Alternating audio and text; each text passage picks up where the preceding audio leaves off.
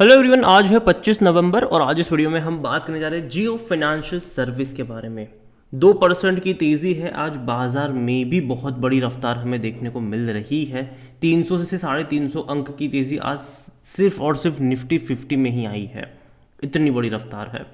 बात करेंगे इस कंपनी के बारे में कि चल क्या रहा है, क्योंकि बड़ी अपडेट इस कंपनी को निकल कर भी आई है, लेकर भी आई है।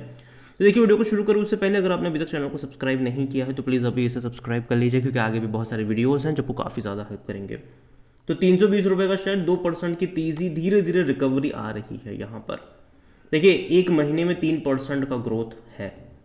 यहाँ पर एक फॉल आया ज़रूर था, 326 रुपये से गिर कर ये 299 पर गया था, लेकिन अगले ही दिन एक बड़ी तेज़ी आई थी और 318 पर आ गया।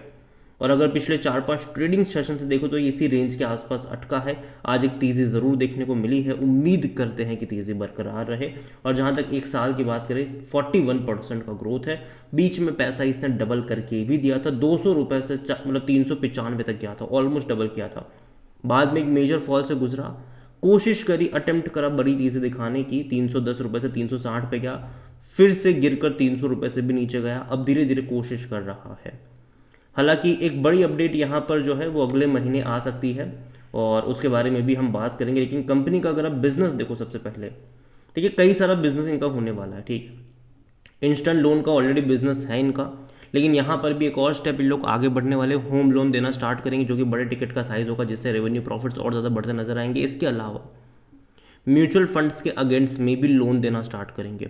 इंश्योरेंस का बहुत बड़ा इनका प्लान होने वाला है, टाइम लगेगा लेकिन बहुत बड़ा प्लान यहाँ पर होने वाला है। बाइक इंश्योरेंस हो गया, कार हो गया, हेल्थ हो गया, अलग अलग इंश्योरेंस प्लान्स आपको यहाँ पर देखने को मिलेंगे। म्यूचुअल फंड्स का भी इनका बिजनेस होने वाला है। डिजिटल बैंकिंग की बात करो, यूपीआई की बात करो, ये भी है यहाँ पर। क्रेडिट कार्ड की अगर आप बात करो वो भी है। ब्रोकिंग बिजनेस की बात करो, ज़रोदा ग्रो को टक्कर देने के लिए बहुत जल्दी आने वाला है ये ब्रोकिंग बिजनेस भी। वेल्थ मैनेजमेंट का भी बिजनेस इनका होने वाला है। कई सारे बिजनेस है। रेंटिंग का भी बहुत बड़ा बिजनेस होने वाला है। तो ये सारे के सारे बिजनेस एक ही रूफ के अंडर में होंगे, वो है जियो फाइनेंशियल सर्विस। इन्होंने अपनी ऐप जो है जियो फाइनेंस की ऐप भी इन्होंने लॉन्च कर दी है। धीरे धीरे जैसे मतलब जैसे जैसे इनको अप्रूवल वगैरह मिलते जाएंगे, लाइसेंसेस वगैरह मिलते जाएंगे, उसी ऐप के अंडर में आपको अलग अलग सर्विसेज कह लो वो देखने को मिलती रहेगी। तो ये सारा का सारा जो प्लान है वो डेफिनेटली यहाँ पर देखने को मिल ज़रूर रहा है।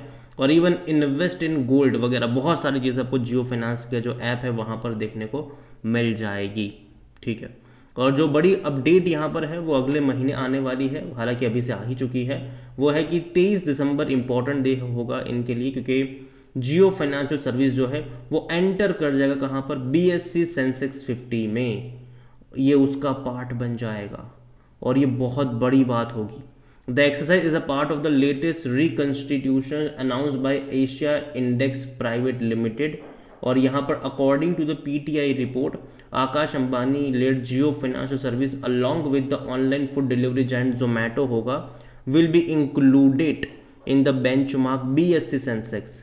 The change will take effect on December 23 से इफेक्टिव हो जाएगा। मतलब लोग, कई लोग ऐसे होते हैं जो सीधा इंडेक्स में इन्वेस्ट करते हैं। ठीक है, सीधा इंडेक्स में इन्वेस्ट करते हैं, और अगर जो कंपनी उस इंडेक्स का पार्ट होती है वहाँ पर ऑटोमेटिकली एक इनफ्लो स्टार्ट हो जाता है। तो ये बड़ी बात होगी यहाँ पर। Apart from Zomato and Jio financials, another की एडिशन जो एक तो HAL होगा, हिंदुस्तान एरोनॉटिक्स यहाँ पर होगा, while major names like HDFC life and BPCL and Mindtrees are exit from the index, उनको यहाँ से हटाया जाएगा। और ये अच्छी बात यहाँ पर इनके लिए क्यों है, क्योंकि कंपनी में एक इनफ्लो स्टार्ट हो जाता है इन सारी चीज़ों के चलते, और ये बड़ी बात होगी इनके लिए। जियो के लिए कैसा, अब तक हमने जियो फाइनेंशियल्स में जो इंस्टीट्यूशन इन्वेस्टर है उनको भागते हुए देखा, लेकिन ऐसी खबरों के चलते, मतलब ऐसे इंडेक्स में एंट्री के चलते आपको ऑटोमेटिकली उनकी एंट्री आपको नजर आएगी। और जहाँ तक वॉल्यूम्स की बात करें, देखो बाजार जस्ट अभी खुला है, ऑलमोस्ट 32 लाख से भी ज़्यादा के शेयर्स यहाँ पर ट्रेड हो चुके हैं। इसका जो मार्केट कैप है वो 2 लाख करोड़ से भी ज़्यादा का है। 395 रुपये का हाई इसने दिखाया था कंपनी ने, लो तकरीबन 204 रुपये का भी था यहाँ पर।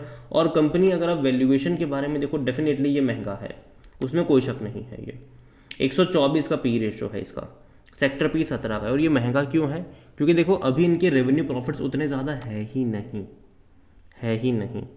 जो एग्जिस्टिंग बिजनेस है उससे पिछले कुछ टाइम से इनके रेवेन्यू प्रॉफिट 500 करोड़ में ही अटके हैं। ये जो सितंबर में आप 800 करोड़ 900 करोड़ देख रहे हो, ये इसीलिए है क्योंकि रिलायंस इंडस्ट्रीज़ में 6.5% का जो हिस्सा है वो जियो फाइनेंशियल्स के पास है। और ये सितंबर क्वार्टर में Reliance industries dividend pay out करती है और उस डिविडेंड से इनको तकरीबन 350 से 400 करोड़ मिलता है। उसके चलते आपको इनके रेवेन्यू प्रॉफिट जो 200 करोड़ मतलब जो 300 करोड़ होते हैं वो आपको बढ़ते हुए नजर आते हैं सिर्फ सितंबर क्वार्टर में। अभी जब नेक्स्ट दिसंबर के नंबर आएंगे शायद आपको 300 करोड़ का जो प्रॉफिट देखने को मिलेगा, 500 करोड़ के आसपास के रेवेन्यू देखने को मिलेंगे, यही होगा।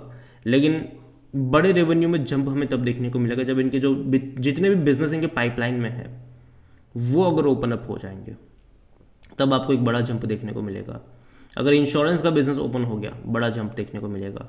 म्यूचुअल फंड का हो गया, बड़ा जंप देखने को मिलेगा रेवेन्यू प्रॉफिट्स में। ब्रोकिंग का बिजनेस ग्रो और ज़रोदा बहुत अच्छा प्रॉफिट और रेवेन्यू कर रहा है, सबको पता है, ठीक है। यहाँ पर भी धीरे धीरे अगर वो ओपन हो गया तो इनसे भी रेवेन्यू बढ़ेंगे, और जब रेवेन्यू प्रॉफिट्स बढ़ेंगे तो पी रेशो है वो भी एडजस्ट होगा, कम होगा। हालांकि जब ये अनाउंसमेंट होगी इन सब की तो शेयर प्राइस में भी तेज़ी आएगी उसके चलते। और जहाँ तक शेयर होल्डिंग के बारे में बात करें, प्रमोटर की जो होल्डिंग है 47.12%। और जैसे कि मैंने कहा, अब तक इंस्टीट्यूशन बेच ही रहे थे। एफआईएल्स अगर आप देखो तो शुरू से लेकर बेच ही रहे हैं। 26.44 से हर क्वार्टर में बिकवाली करी है एफआईएल्स ने।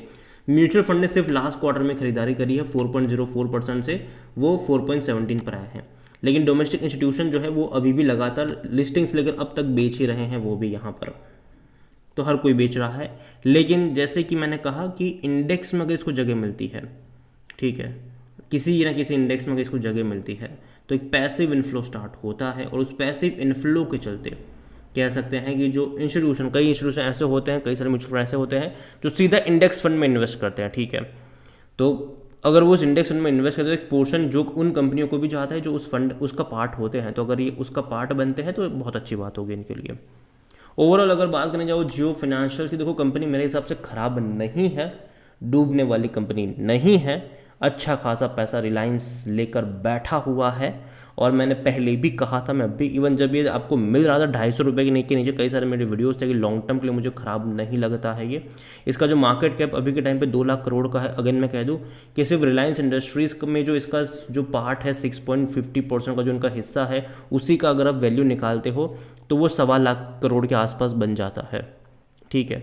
तो अगर आप उसको देखो तो भाई ऑलरेडी कंपनी ऐसा नहीं कि भाई कोई बहुत महंगे वैल्यूएशन के ऊपर मतलब बैठा है, नहीं। ऑलरेडी कंपनी मेरे हिसाब से बुरी नहीं है, नज़र रख सकते हो। लेकिन हाँ, जो अप्रोच आपका होना चाहिए वो बाय ऑन डिप्स का होना चाहिए, हर 10% के फॉल पर, वो भी ना कि 2-3 रुपये गिरा और आप एवरेज करने लग जाओ यहाँ पर। और दूसरी बात है कि जो आपका नज़रिया है, टाइमलाइन है, वो कम से कम 2 या 3 साल का यहाँ से होना चाहिए। अगर आप 2-3 महीने के लिए आए हो तो मत आओ। आपका नज़रिया अगर 2-3 साल का है तो मुझे लगता है कि कोई दिक्कत यहाँ पर आपको नहीं होनी चाहिए, लॉन्ग टर्म का आउटलुक है तो इस कंपनी में। और अगेन देखो, ये मेरा पर्सनल ओपिनियन है, ठीक है, कोई भी इन्वेस्टमेंट एडवाइस नहीं है ये। वीडियो को यहीं पे एंड करता हूँ। पसंद आया हो तो लाइक करो, शेयर करो। चैनल अगर आप पहली बार हैं तो प्लीज़ सब्सक्राइब करें। और जियो फाइनेंशियल सर्विस के बारे में आप क्या सोचते हैं वो भी आप मुझे कमेंट में लिख कर बता सकते हैं। Thank you.